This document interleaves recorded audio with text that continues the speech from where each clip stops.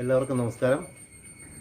നമ്മൾ 9ാം ക്ലാസ്സിലെ സാമൂഹിക ശാസ്ത്രം 1ാം അധ്യായമാണ് പരിചയപ്പെട്ടത് കഴിഞ്ഞ ക്ലാസ്സുകളിൽ.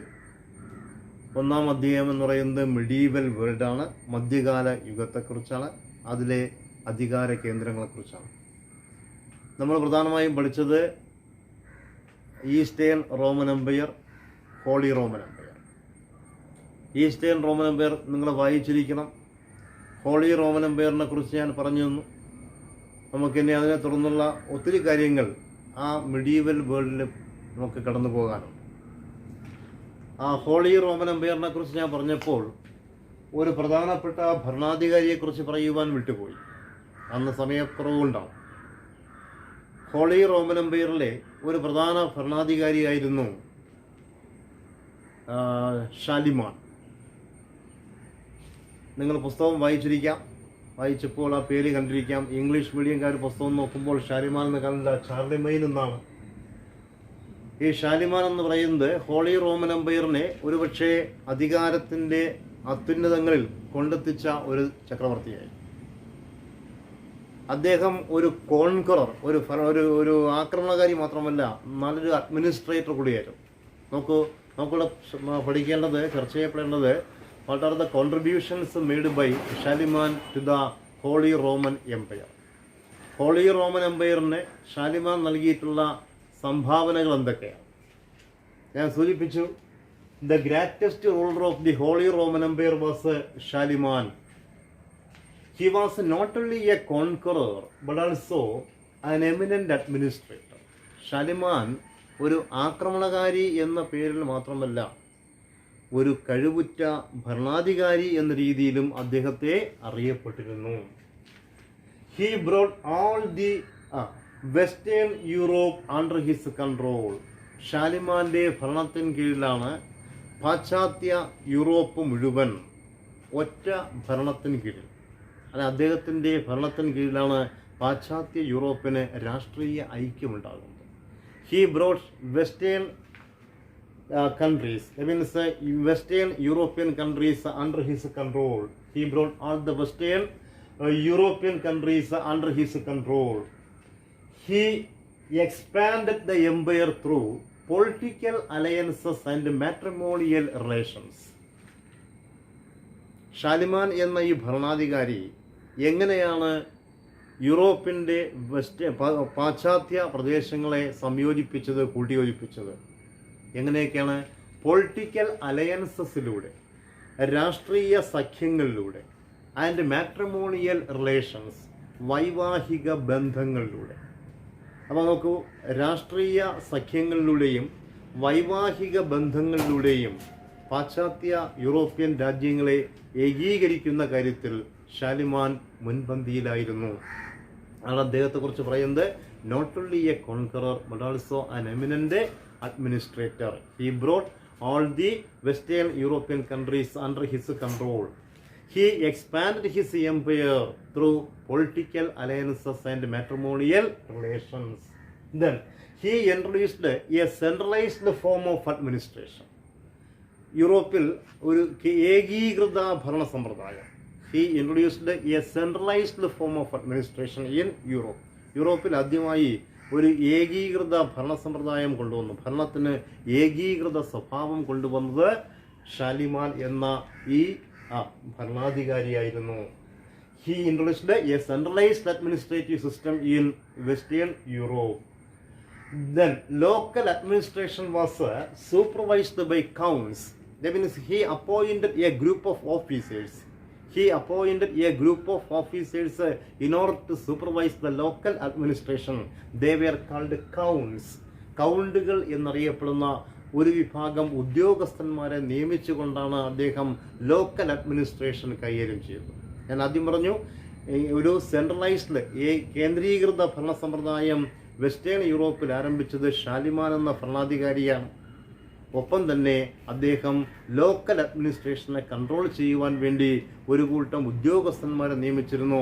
അവരുടെ പേര് കൗണ്ടുകൾ എന്നാണ് വിളിച്ചിരുന്നത്. നോക്കണേ, local administration was supervised by counts. Then he set up a secret department called missi dominici. ഒരു ചാരസംഘം in order to supervise almost all the fields of administration. A spy system was appointed. ഷാലിമാൻ ഒരു ചാരസംഘത്തെ എന്ന് പറയുമ്പോൾ സ്പൈ വർക്കിന് വേണ്ടി ആരൊക്കെ കൃത്യസമയത്ത് ഓഫീസുകളിൽ വരുന്നുണ്ട്, ആരൊക്കെ കൃത്യസമയത്ത് ജോലികൾ ചെയ്യുന്നുണ്ട്, ആരൊക്കെ രാജ്യവിരുദ്ധമായി പ്രവർത്തിക്കുന്നുണ്ട്, ആരൊക്കെ രാജാവിനെതിരെ ശബ്ദിക്കുന്നു, ആരൊക്കെ ഭരണത്തിന് എതിരെ നിൽക്കുന്നു, ഇതൊക്കെ മനസ്സിലാക്കുവാൻ വേണ്ടി അദ്ദേഹം ഒരു സ്പൈ സിസ്റ്റം, ഒരു ചാരസംഘടനയെ നിയമിച്ചു. അതിൻ്റെ പേരാണ് മിസി Dominici. The spy system appointed by Shaliman in Western Europe in the Holy Roman Empire. It is called a Missi Dominici. Missi Dominici was the spy system appointed by Shaliman in Western Europe. Then, relief funds were created for helping the poor people. നോക്കൂ, ആ കാലഘട്ടത്തിൽ അത്തരത്തിൽ രാജാക്കന്മാരുണ്ടായിരുന്നു എന്താണ് നമ്മെ അതിശയിപ്പിക്കുന്നത്. അന്നും പാവപ്പെട്ടവനുണ്ടായിരുന്നു. ആ പാവപ്പെട്ടവനെ സഹായിക്കുവാൻ ഈ രാജാവ് റിലീഫ് ഫണ്ടുകൾ അദ്ദേഹം സ്വരൂപിച്ചു. നോക്കണേ, ഫണ്ട് ജനങ്ങളിൽ നിന്ന് ഫണ്ട് കളക്ട് ചെയ്തുകൊണ്ട്, ദുരിതാശ്വാസ നിധി കളക്ട് ചെയ്തുകൊണ്ട് പാവപ്പെട്ടവരെ സഹായിക്കുന്ന ഒരു സമ്പ്രദായം അദ്ദേഹം ഏർപ്പെടുത്തി. ഞാൻ ഈ പറയുന്നതെല്ലാം ആരെക്കുറിച്ചാണ്? വെസ്റ്റേൺ യൂറോപ്പിലെ അല്ലെങ്കിൽ ഹോളി റോമൻ എംപയറിലെ ഷാലിമാൻ എന്ന ഭരണാധികാരിയെക്കുറിച്ചാണ്. Then, a network of educational institutions was also set up by Shaliman. A network of educational institutions. വിദ്യാഭ്യാസ ശൃംഖല, വിദ്യാഭ്യാസ സ്ഥാപനങ്ങളുടെ ഒരു ശൃംഖല തന്നെ അദ്ദേഹം ആരംഭിച്ചു. രാജ്യത്തുടനീളം വിദ്യാഭ്യാസ സ്ഥാപനങ്ങൾക്ക് തുടക്കം കുറിച്ചു ഷാലിമാൻ എന്ന ഈ ഭരണാധികാരി. Then, this is the intellectual awakening. അല്ലെ, it was called Carolingian Renaissance. That means the intellectual awakening that created by Shaliman in Roman Empire, in Western Roman Empire, is called Carolingian Renaissance. You know Renaissance, നവോത്ഥാനം. Renaissance എന്ന് പറയുമ്പോൾ നവോത്ഥാനം.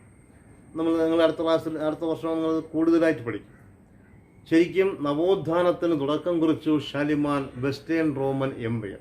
ആ പ്രസ്ഥാനത്തിൻ്റെ പേര് Carolingian നവോത്ഥാനമെന്നാണ്.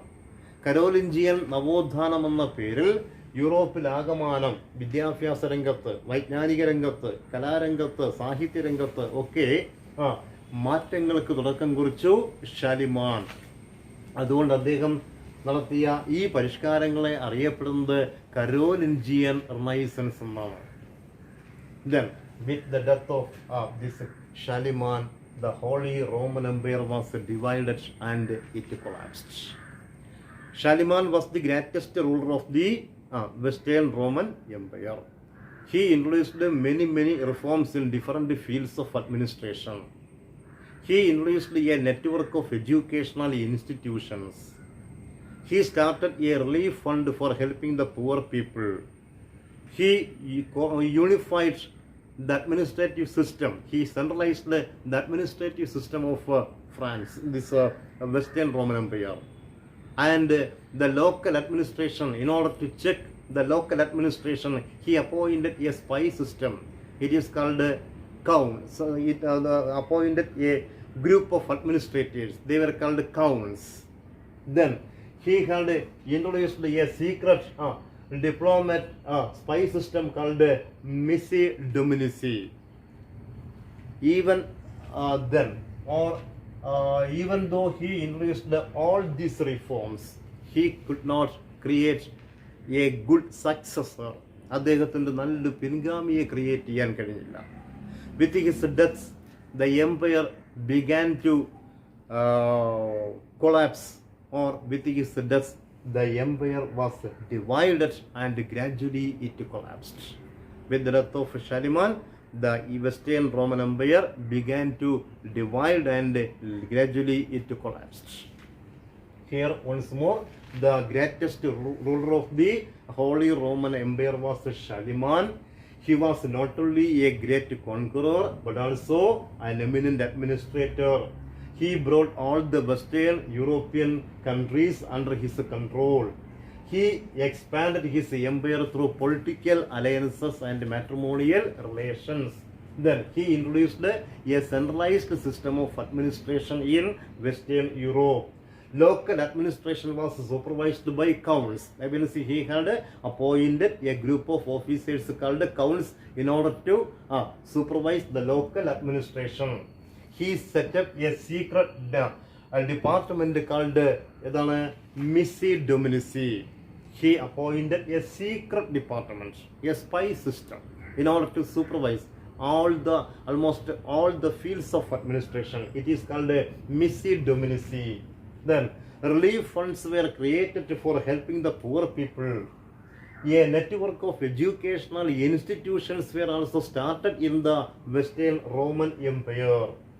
Then it is called the intellectual awakening. That means the reforms introduced by Shaliman in Holy Roman Empire is called intellectual awakening. Its name is Carolingian Renaissance. The intellectual awakening, that means the person who was behind the intellectual awakening in Western Roman Empire was Shaliman, and that is why the system is called Carolingian Renaissance. Then, with the death of Shaliman, the Holy Roman Empire was divided and gradually it collapsed. നമ്മൾ Eastern Roman Empire പഠിച്ചു, Holy Roman Empire, Western Rome. അടുത്ത് പഠിക്കുന്നത് അറബി സാമ്രാജ്യത്തെക്കുറിച്ചാണ്. ഏതാണ് ഈ അറബി സാമ്രാജ്യം? ഇന്നത്തെ ഇറാനും ഇന്നത്തെ ഇറാഖും ഇന്നത്തെ സൗദി അറേബ്യയും, ഇത് മൂന്നും കൂടി ചേർന്നതാണ് മിഡീവൽ വേൾഡിൽ നമ്മൾ അറിയപ്പെടുന്ന ദ അറബ് എംപയർ. നോക്കണേ, Iran, Iraq and Saudi Arabia are together known as the Arab Empire. Medieval വേൾഡിൽ ഈസ്റ്റേൺ റോമൻ എംപയറിനെ പോലെ, ഹോളി റോമൻ എംപയറിനെ പോലെ അറബ് എംപയറും ധാരാളം സംഭാവനകൾ നൽകിയിട്ടുണ്ട്. The Arab Empire also made outstanding contributions. നോക്കണേ, they made outstanding contributions to the medieval world. അപ്പോൾ നോക്ക്, Iran, Iraq and Saudi Arabia, ഞാൻ പറയുന്നത് ഇന്നത്തെയാണ്. ഇന്നത്തെ ഇറാനും ഇന്നത്തെ ഇറാഖും ഇന്നത്തെ സൗദി അറേബ്യയും എന്ന് പറയുമ്പോൾ മിഡിൽ ഈസ്റ്റ് കൺട്രീസ്, ഇതെല്ലാം കൂടെ ചേർന്നതാണ് ഏതാ? Arab Empire. This Arab Empire like Holy Roman Empire and Western Roman Empire, they also made outstanding contributions for the medieval world. Then the head of the Arab Empire at the beginning was Muhammad the Prophet. നമ്മൾ കഴിഞ്ഞ ക്ലാസ്സുകളിൽ ചർച്ച ചെയ്ത പ്രവാചകൻ, ഇസ്ലാമിൻ്റെ പ്രവാചകനായ മുഹമ്മദാണ് ഈ അറബി സാമ്രാജ്യത്തിൻ്റെയും തലവനായിരുന്നത്. Head of the Arab Empire was Muhammad the prophet. Then he was the head of the Arab Empire. After his death, അദ്ദേഹത്തിൻ്റെ മരണശേഷം, അദ്ദേഹത്തിൻ്റെ ഭരണമെല്ലാം നമ്മൾ ചർച്ച ചെയ്തു, നിങ്ങൾ പഠിച്ചിരിക്കുമെന്ന് കരുതുന്നു. പ്രവാചകൻ്റെ പലായനമൊക്കെ ഞാൻ പറഞ്ഞു തന്നു, അതൊക്കെ വരും ക്ലാസ്സുകളിൽ ഞാൻ ചോദിക്കും. നോക്കണേ, after his death the caliphs became the rulers. Muhammad the പ്രോഫറ്റിന് ശേഷം അറബി സാമ്രാജ്യത്തിൽ ഭരണം നടത്തിയത് ഖലീഫമാരാണ്. അത് ഒരു കൂട്ടം രാജാക്കന്മാരുണ്ട്, ഖലീഫമാർ. അവരറിയപ്പെടുന്നത് ഖലീഫമാരെന്നാണ്. മുഹമ്മദിനെ ദ പ്രോഫറ്റ് എന്നറിഞ്ഞിരുന്നുവെങ്കിൽ അദ്ദേഹത്തിൻ്റെ പിൻഗാമികളെ വിളിച്ചത് ഖലീഫമാരെന്നാണ്. After the death of Muhammad the prophet, the Arab Empire was ruled by caliphs. Their capital was Medina. അവരുടെ തലസ്ഥാനം സൗദി അറേബ്യയിലെ മെദീന. നോക്കണേ, സൗദി അറേബ്യയിലെ മെദീന ആസ്ഥാനമാക്കി രാജ്യം ഭരിച്ചിരുന്ന ആൾക്കാരാണ് ഖലീഫമാർ. അപ്പോൾ നോക്കൂ, the first king of the Arab Empire was Muhammad the Prophet. After his death, the caliphs came to power. They made Medina as their capital. ഏതൊക്കെയാണ് സൗദി അറേബ്യ? ഇന്നത്തെ ഇറാനും ഇറാഖും ഇന്നത്തെ സൗദി അറേബ്യയും ചേർന്നതാണ് അറബ് എംപയർ. രണ്ടാമത്തെ ഭരണാധികാരി എന്ന് പറയുന്നത് ഖലീഫയാണ്. ഖലീഫ ഒരാളല്ല, ആ ഖലീഫമാർ ധാരാളം ഉണ്ടായിരുന്നു. മുഹമ്മദിന് ശേഷം സൗദി അറേബ്യ അല്ലെങ്കിൽ അറബ് എംപയർ ഭരിച്ചത് ഖലീഫമാരാണ്. അവരുടെ തലസ്ഥാനം മെദീനയായിരുന്നു. During their reign the Arab Empire was vast. That means they made the Arab Empire a vast one. That means from Asia Minor to Arabian Sea. ഇന്നത്തെ ഏഷ്യ മൈനർ മുതൽ Arabian സമുദ്രം വരെ നീണ്ടു കിടക്കുന്ന ഒരു വലിയ സാമ്രാജ്യമാക്കി അറേബ്യയെ മാറ്റിയത് ഖലീഫമാരാണ്.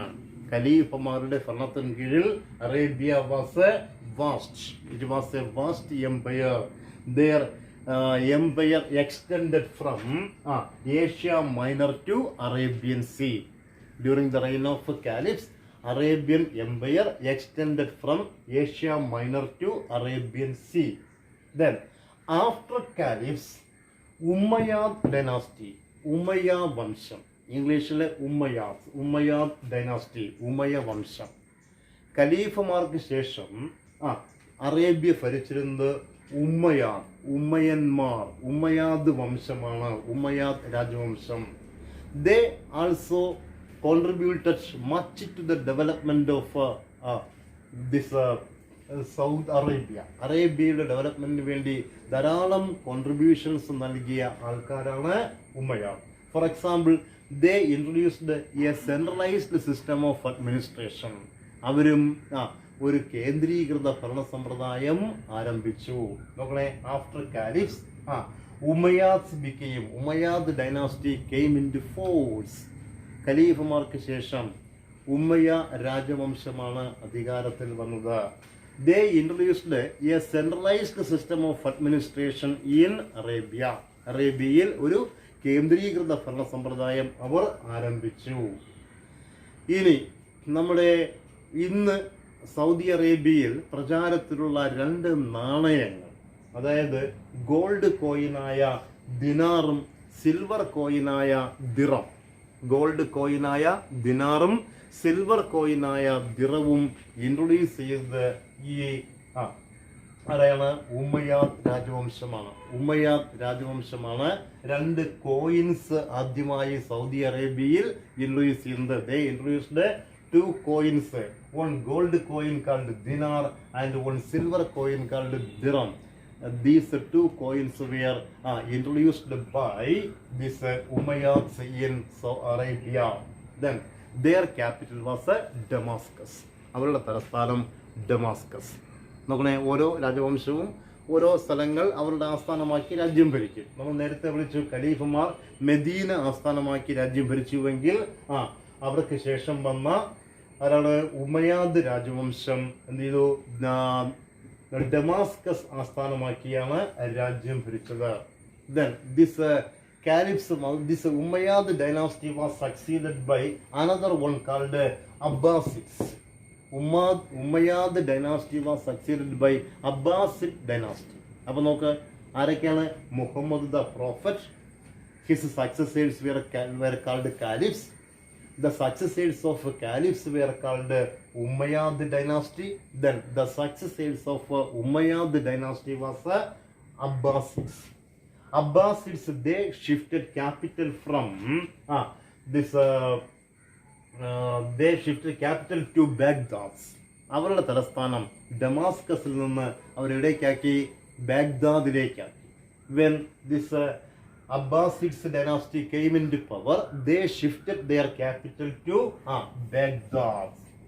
Then the greatest ruler of the Abbasid dynasty was Harun al-Rashid. Like this Shaliman in the Western Roman Empire, this Harun al-Rashid. He also introduced many reforms in Arabia. Then we can discuss one by one. Then once more, Muhammad the Prophet was succeeded by in Arabia. Muhammad the Prophet was the first king. He was succeeded by caliphs. Caliphs were succeeded by this Umayyad dynasty. Umayyad dynasty was succeeded by this Harun dynasty, Abbasids dynasty. The greatest ruler of the Abbasid dynasty was Harun ul-Rashid. The capital of Abbasids was Baghdad. The capital of Abbasids was Baghdad. The greatest ruler of the Abbasids dynasty was Harun ul-Rashid. Then he was also a benevolent administrator. He introduced many reforms in Arabia. For example, it was Harun al-Rashid who introduced the hospitals, who established the hospitals for the first time in Arabia.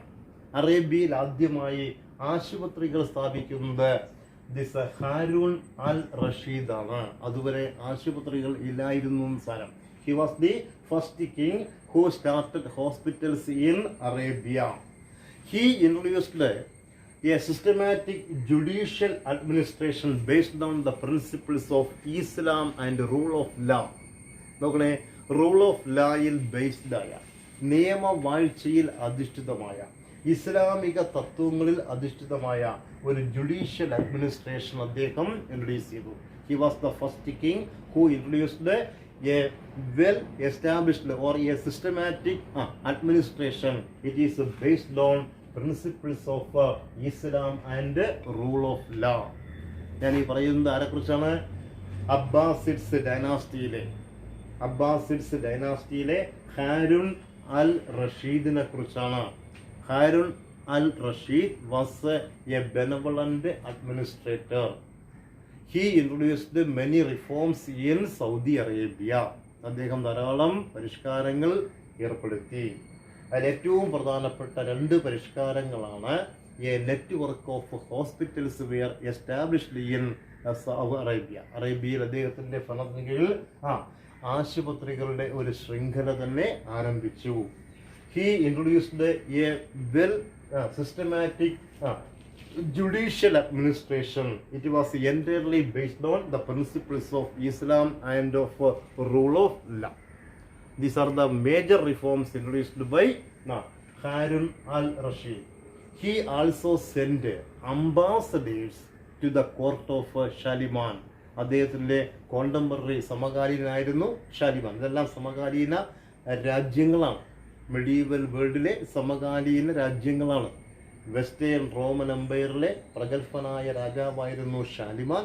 ഷാലിമാന്റെ കൊട്ടാരത്തിൽ ദൂതന്മാരെ അയച്ചിരുന്നു. ആരാണ്? ഹാരൂൺ അൽ റഷീദ് എന്ന അബ്ബാസിഡ്സ് ഡൈനാസ്റ്റിയിലെ അറേബ്യയിലെ പ്രഗത്ഭനായ രാജാവ്. അപ്പോൾ നോക്കണേ, ഇന്നത്തെ കാലഘട്ടമല്ല, ആ കാലഘട്ടത്തിൽ ഇതെല്ലാം BC ആണ്, ബിഫോർ ക്രൈസ്റ്റ് ആണ്. ആ കാലഘട്ടത്തിലും അംബാസഡേഴ്സിനെയൊക്കെ അയച്ച് രാഷ്ട്രങ്ങൾ തമ്മിലുള്ള ബന്ധം ഊട്ടി ഉറപ്പിച്ചിരുന്നു. ഇത്രയും മനസ്സിലാവുമല്ലോ. അപ്പോൾ ഇത്രയും കാര്യങ്ങൾ നിങ്ങൾ പുസ്തകം വായിക്കണം. 2 മീഡിയംകാർക്കും കൂടെയാണ് ഞാൻ പറഞ്ഞു തന്നത്. എന്തെങ്കിലും സംശയമുണ്ടെങ്കിൽ നമുക്ക് സൂം മീറ്റിങ്ങിൽ ആ സംശയങ്ങൾ തീർക്കാം. കൂടുതൽ കാര്യങ്ങൾ സൂം മീറ്റിങ്ങിൽ പറഞ്ഞു തരാൻ കഴിയും. നമുക്കത് സമയമെടുത്ത് പറഞ്ഞു തരാൻ കഴിയും. അതെല്ലാവരും സൂം മീറ്റിങ്ങിൽ വരണം.